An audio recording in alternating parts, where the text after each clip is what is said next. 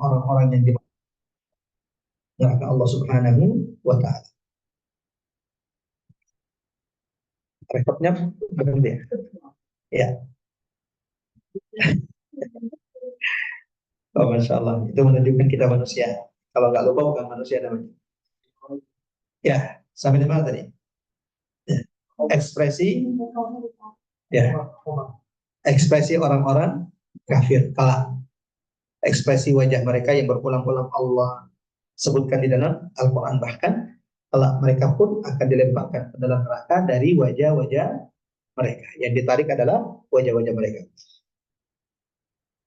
وَقِيلَ هَذَا الَّذِي كُنْتُمْ تَدَّعُونَ. Ini menjadi penegasan bahwa janji Allah akan azab kepada mereka yang mendustakan kebenaran, mendustakan hari kiamat, itu adalah sebuah kepastian di sisi Allah Subhanahu wa taala. Qul ara'aytum in ahlakani Allah wa man ma'iya aw rahimana. Katakanlah wahai Muhammad, tahukah kamu jika Allah mematikan aku dan orang-orang yang bersama?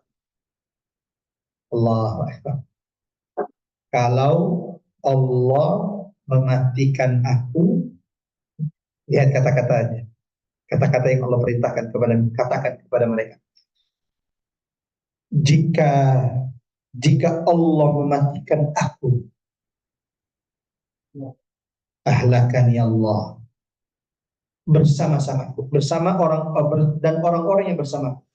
Au rahimana, atau memberi rahmat kepada kami. فَمَنْ يُجِيرُ الْكَافِرِينَ مِنْ عَذَابٍ أَلِيمٍ.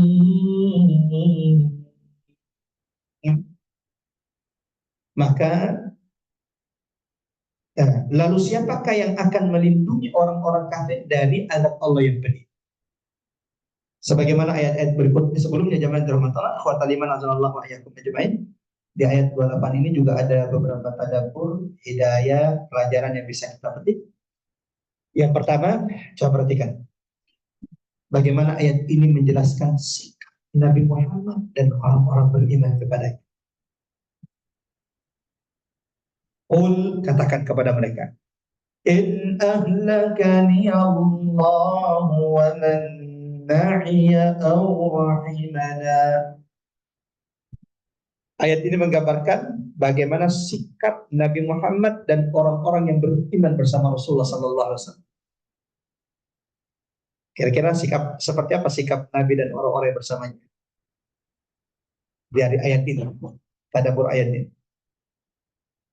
Nabi itu, Rasul itu, dan orang-orang yang bersama Nabi menggantungkan urusannya, segala bentuk urusannya, termasuk apa? Kematian dan rahmat Allah Subhanahu wa taala hanya kepada Allah. Kan tidak sedikit orang mencemaskan kematian itu, jangan-jangan ini yang bikin saya mati. Belum mati saja sudah tersiksa. Allahu Akbar. Ketenangan itu kalau kita menyandarkan segala urusan khususnya tentang kematian kita hanya kepada Allah. Orang yang menganggap, orang yang tidak menyandarkan urusan kematiannya kepada Allah, itu enggak susah untuk tenang itu. Naik pesawat, betul nggak? Naik kereta jangan-jangan tabrakan, naik kapal jangan-jangan tenggelam. Nabi dan orang-orang beriman tidak seperti itu. Mereka menyandarkan segala urusan mereka, khususnya tentang kematian mereka, hanya di tangan Allah Subhanahu wa taala.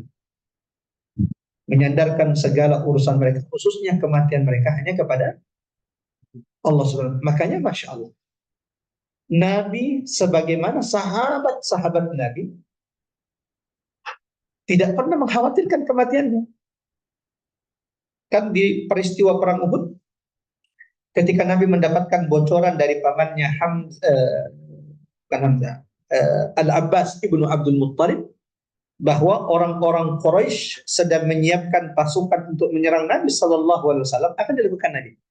Nabi tidak membuat cemas sahabatnya. Kan kalau kita udah panik duluan tuh.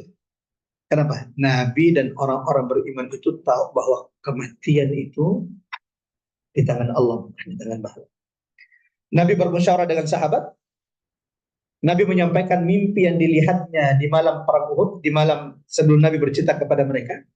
Nabi melihat di pedangnya ada retakan di pedangnya itu ada retakan.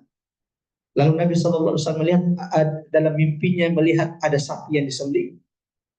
Lalu Nabi melihat dia memasukkan tangannya ke dalam baju besi. Yang ini kemudian disebutkan Nabi tafsir dan takwilnya. Pedang Nabi yang retak menunjukkan bahwa di antara orang-orang yang dicintai Nabi itu ada yang akan gugur syahid di perang Uhud. Yang kedua, sapi yang disembelih bahwa ada banyak sahabat-sahabat Nabi yang akan gugur. Salah satunya adalah sang pemuda ganteng Mus'ab ibn Umair yang berani meninggalkan semua kemewahannya demi hidayah Allah, yang berani meninggalkan semua gemerlapnya dunia demi imannya, demi tauhidnya kepada Allah. Maka ketika Nabi mendapati jasadnya yang tadinya pemuda kaya raya, tercium parfumnya ratusan meter, ditarik kainnya menutupi kakinya, kelihatan kepalanya, ditarik kepalanya menutupi kepalanya, kelihatan kakinya. Lalu Nabi membaca satu ayat dalam Al-Quran, Rijalun sadaqu ma ahadullah, sambil meneteskan air mata. Mereka adalah orang-orang yang senantiasa membenarkan janji mereka kepada Allah Subhanahu wa Ta'ala. Kemudian mimpi ketiga, Nabi memasukkan tangannya ke baju besi. Takwilnya adalah sebaiknya perang Uhud itu dilakukan di dalam kota Madinah. Jadi kalau maunya Nabi, dan Allahu Akbar, mari meneladani Nabi Muhammad sebagai pemimpin terbaik. Sudah tahu bahwa yang terbaik itu berperang di dalam kota Madinah, tapi Nabi tidak memaksakan kehendak. Padahal ini sudah wahyu dari Allah. Mimpi Nabi itu bagian dari wahyu. Masih membuka kesempatan untuk bermusyawarah, dan akhirnya hasil musyawarahnya adalah bukan yang diinginkan Nabi, bahkan bukan yang sebenarnya itu yang benar. Tiba-tiba ada beberapa sahabat yang tidak ikut perang Badar. Saking semangatnya mereka, diantaranya adalah paman Nabi Hamzah ibn Abdul Muttalib, Anas ibn Nadhr, ya khususnya anak-anak muda. Anak-anak muda ini kan kadang semangatnya mendahului ilmu. Ya Rasulullah, jangan sampai kita, ini bukan, saya tidak bermaksud sahabat, tapi kita yang muda-muda ini, kalau sahabat Masya Allah mereka adalah generasi terbaik dari umat ini. Ya Rasulullah, jangan sampai kita dianggap pecundang kalau hanya melawan mereka di dalam kota. Nuqatiluhum, kita perangi mereka di luar kota Madinah. Dan ternyata itu banyak didukung oleh sahabat. Sehingga Nabi pun menyepakati bahwa kita berperang di luar kota Madinah di Uhud. Masuklah baginda Nabi, memakai baju besinya, baju perangnya, lalu keluar menemui sahabatnya, dan sahabat melihat Nabi sudah lengkap dengan baju perang. Sallallahu Alaihi Wasallam, gimana tuh penampilan Nabi dengan baju perang? Seperti apa gagahnya Nabi Sallallahu Alaihi Wasallam, membayangkannya saja sudah Allahu Akbar. Gimana sahabat yang melihat Nabi keluar dengan baju perangnya, dan saat itu dia menggunakan dua baju perang. Sehingga sahabat yang tadinya terlalu semangat akhirnya merasa bersalah sendiri. Aduh, jangan-jangan kita telah memaksa Nabi untuk kemudian meminta beliau berperang di luar kota Madinah. Sehingga mereka berkata, ya Rasulullah, kami kembalikan urusan ini kepadamu. Kalau engkau melihat kita berperang di dalam kota Madinah, kita ngikut ya Rasulullah. Kita ngikut apapun yang kau inginkan. Apa kata Nabi? Nabi itu, Rasul itu, ini yang saya mau bahas tentang bagaimana sikap Nabi menyandarkan segala urusannya termasuk kematiannya hanya kepada Allah Subhanahu wa Ta'ala. Apa kata Nabi? Innar Rasul idza labisa da'mata. Nabi itu, Rasul itu kalau sudah pakai baju perangnya, lan yakhda'ahu, tidak akan pernah dibuka baju perang itu kecuali dia dimenangkan Allah, au yuqtal, dia terbunuh di jalan Allah Subhanahu wa Ta'ala.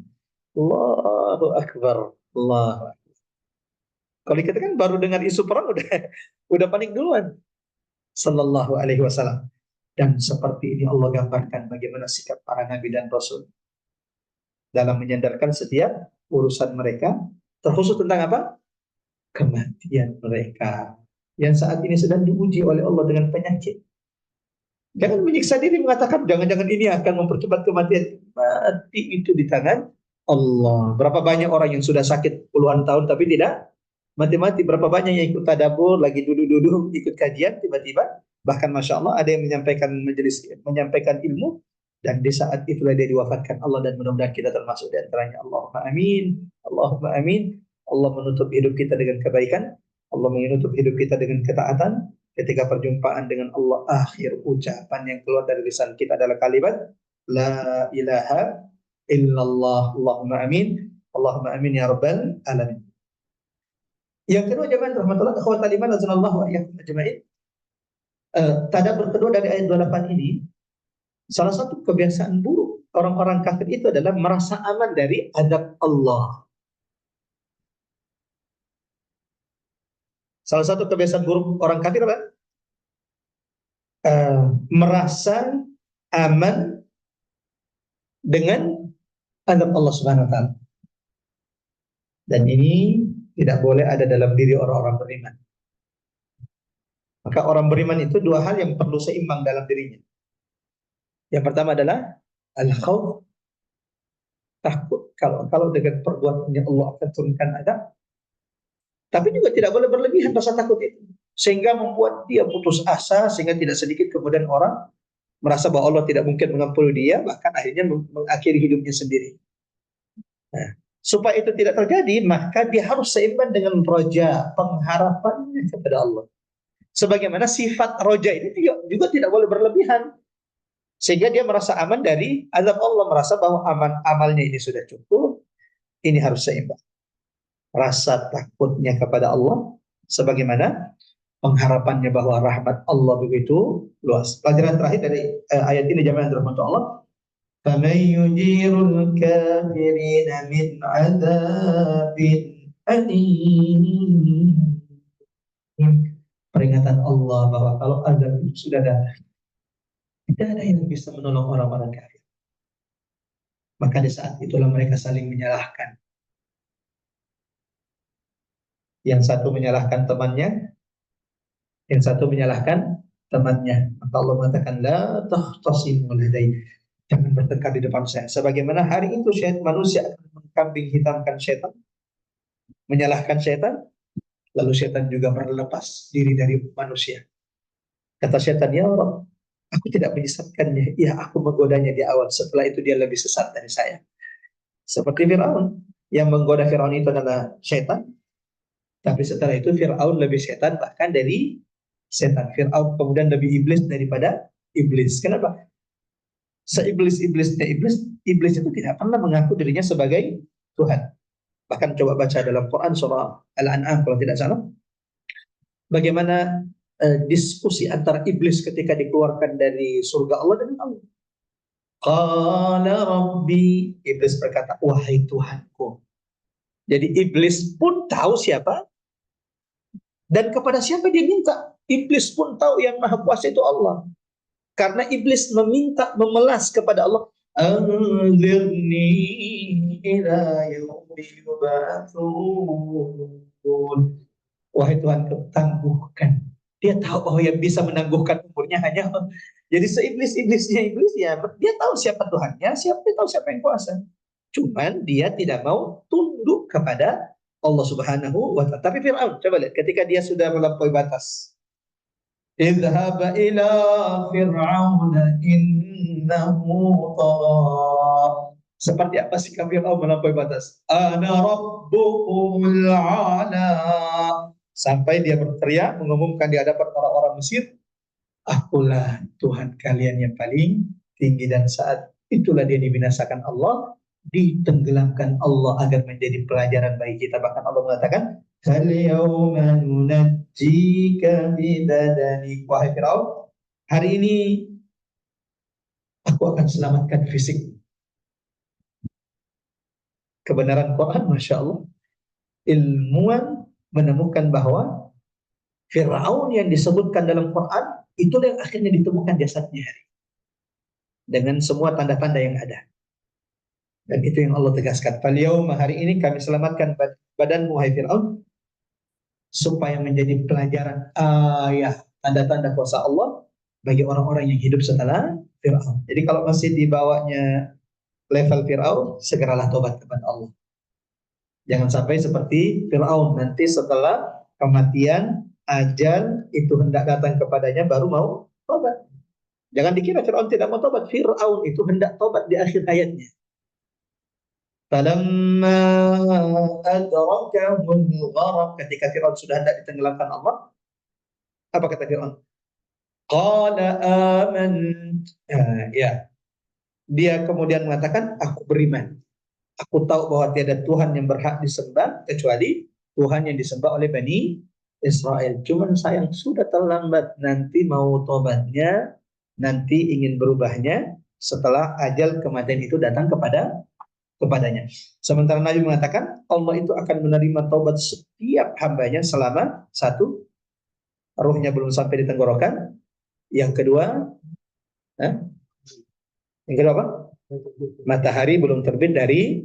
Kita percepat, jemaah terbatas mengingat waktu kita yang sangat terbatas.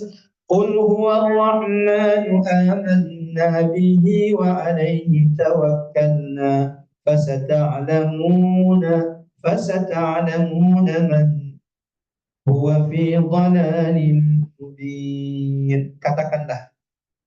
Katakanlah Muhammad, dialah yang maha pengasih, kami beriman kepadanya dan kepadanya kami bertawakal.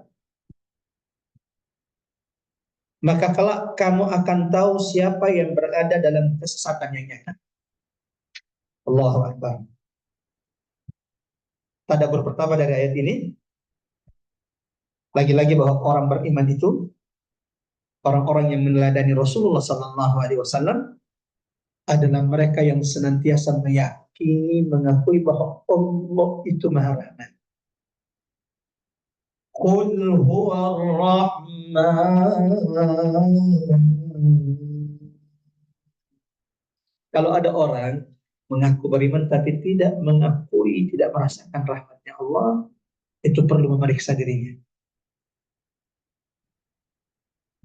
Salah satu ciri sifat orang-orang beriman itu, sikap orang-orang yang meneladani Rasulullah SAW adalah mereka yang senantiasa menyaksikan, mengakui, merasakan bahwa Allah, Tuhan yang disembah itu adalah Dia Zat yang Maha Pengasih dan Penyayang.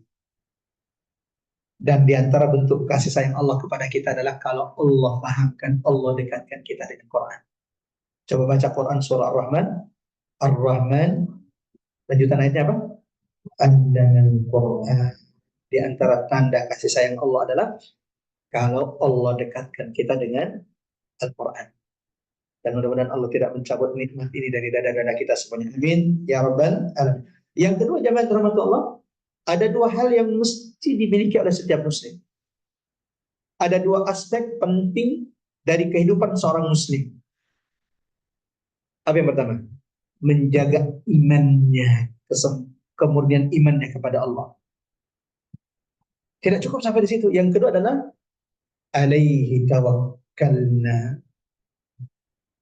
Hanya kepada Allah dia menyandarkan setiap urusannya. Ini kalau dua hal ini sudah dimiliki seorang muslim, inilah yang akan mendapatkan ketenangan walau ujian itu berat. Yang mana lebih berat ujiannya, kita atau Nabi? Jelas Nabi, tapi yang siapa yang lebih bahagia? Nabi atau kita? Kita ujiannya nggak seberapa, tapi lebih banyak keluh kesahnya.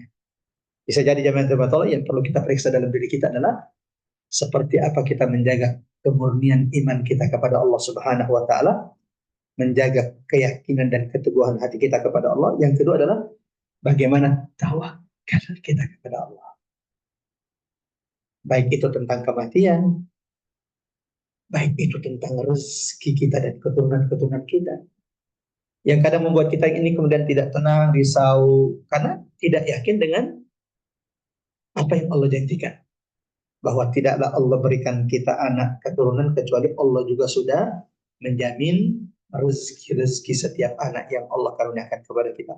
Terakhir jemaah rahmat Allah, qul ara'aytum in asbaha ma'ukum ghawra faman ya'tikum bima'in ma'in. Katakan oleh Muhammad, terangkanlah kepadaku jika sumber air kamu menjadi kering, maka siapa yang berkuasa mampu memberimu air yang mengalir. Surah Al-Mulk awal ayatnya bercerita tentang kuasa Allah.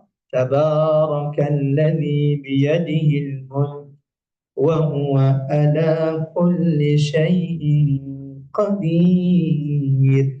Dan ditutup dengan ayat yang menunjukkan kuasa Allah Subhanahu wa taala. Dan tidak mungkin dilakukan selain Allah. Apa itu?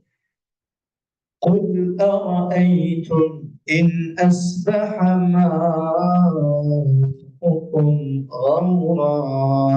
Siapa yang maha kuasa mengaruniakan, memberikan air yang melimpah kepada kita semuanya, yang dengannya kita minum, yang dengannya kita berwudu, yang dengannya kita bersuci, yang dengannya kita mandi. Bahkan 2/3 tubuh manusia itu, 2/3 tubuh manusia itu adalah air. Bahkan sumber kehidupan itu datang dari air.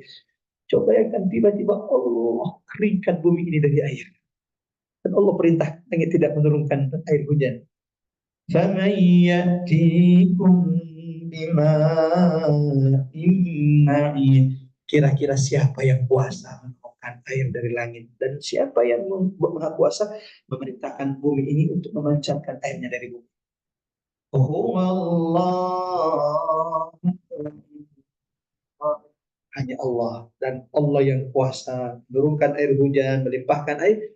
Dia pula yang kuasa untuk menghidupkan kalian umat manusia setelah kematian. Dan ini salah satu tanda bukti kuasa Allah Subhanahu wa taala, sehingga terbantahlah mereka yang meragukan apalagi mendustakan kekuasaan Allah untuk menghidupkan manusia setelah kematian. Dengan demikian alhamdulillah jemaah dirahmati Allah, ikhwan alimin azanallahu wa iyyakum ajmain. Kita baru saja selesai dari tadabbur Quran surah Al-Mulk 5 pertemuan, dan mudah-mudahan insyaallah ada ibrah, ada pelajaran yang bisa kita petik dari tadabbur kita hari ini.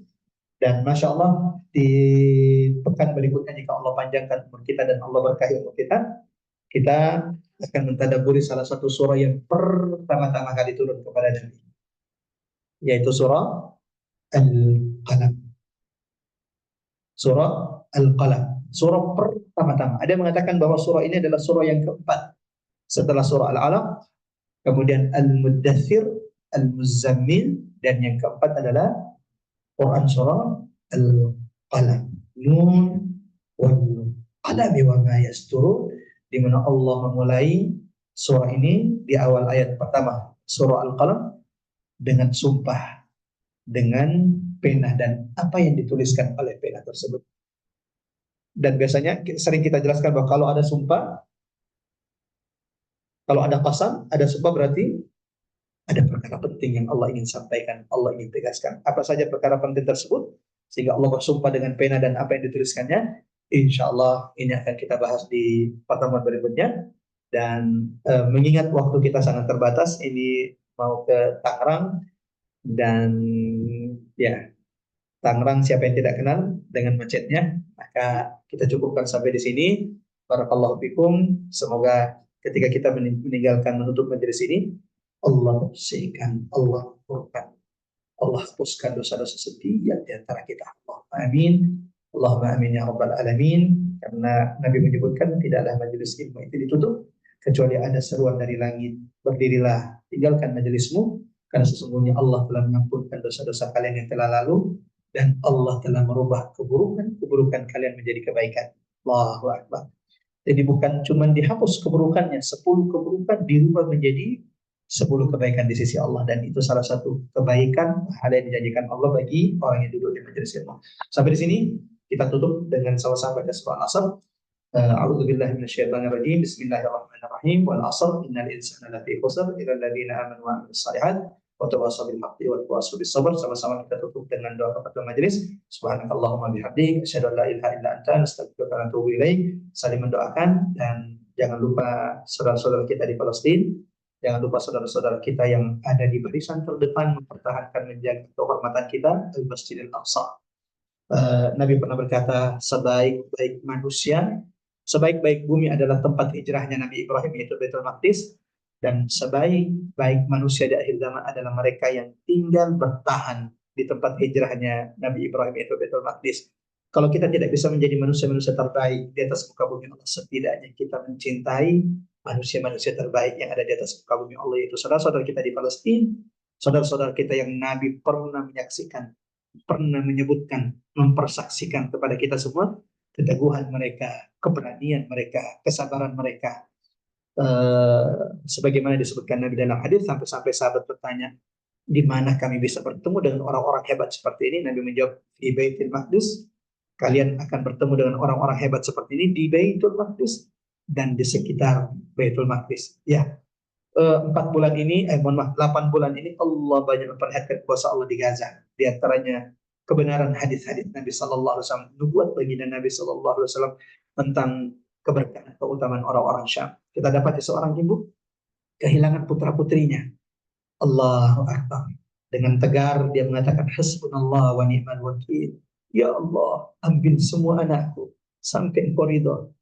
Ya, kita baru anak sakit, kita sudah cemas, kita sudah berhenti, kita sudah tidak hadir di pengajian, kita sudah meninggalkan bahkan mengundur ibadah kita. Itu baru anak kita sakit. Mudah-mudahan ini menjadi pengingat bagi saya, pengingat bagi kita semuanya. Mudah-mudahan insya Allah Allah juga karuniakan kita bisa pupuk sujud di Masjidil Aqsa birruh bidam nafdika ya Aqsa. Wassalamualaikum warahmatullahi wabarakatuh. Jazakumullah khairan kasiran Ustaz atas ilmunya. Semoga Allah ridho biar kita untuk menuntut ilmu. Allah mampukan kita untuk memahaminya, mengamalkannya, mendakwakannya, dan bahkan berjihad dengannya. Ini masih ada sesi tanya jawab, Ustaz? Bisa? Udah. Ya Allah. Baik. Insya Allah di pertemuan berikutnya kita akan melanjutkan tadabbur kita. Mohon maaf atas segala kekurangan. Billahi taufiq wal hidayah. Assalamualaikum warahmatullahi wabarakatuh. Waalaikumsalam warahmatullahi wabarakatuh.